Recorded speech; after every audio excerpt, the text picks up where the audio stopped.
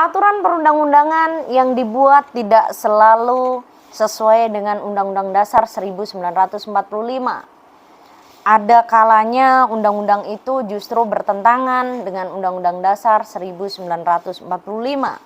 Lalu apa yang harus dilakukan jika ada undang-undang yang bertentangan dengan Undang-Undang Dasar 1945?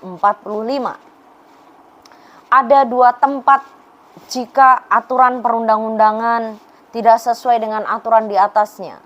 Pertama, di Mahkamah Konstitusi. Jika terkait pengujian undang-undang terhadap Undang-Undang Dasar 1945. Konsep pengujian undang-undang di Indonesia terkait dengan hal ini bisa dilihat dari mekanisme judicial review. Setelah reformasi terjadi perubahan Undang-Undang Dasar 1945, yaitu pasal 24C yang membuat ketentuan tentang Mahkamah Konstitusi. Kemudian, pemerintah bersama DPR mengesahkan Undang-Undang tentang Mahkamah Konstitusi pada tanggal 13 Agustus 2003.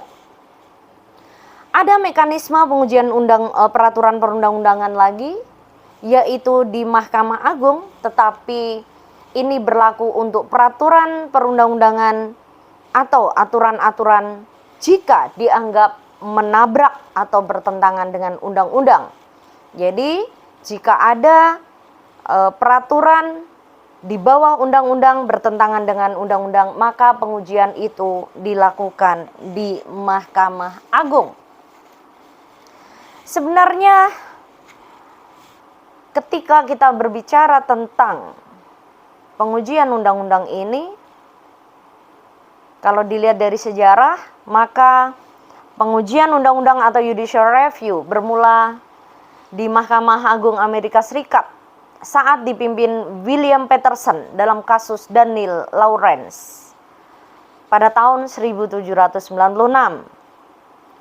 Kemudian di Austria mulai dikenalkan keberadaan Mahkamah Konstitusi pada tahun 1919 oleh pakar hukum Austria Hans Kelsen.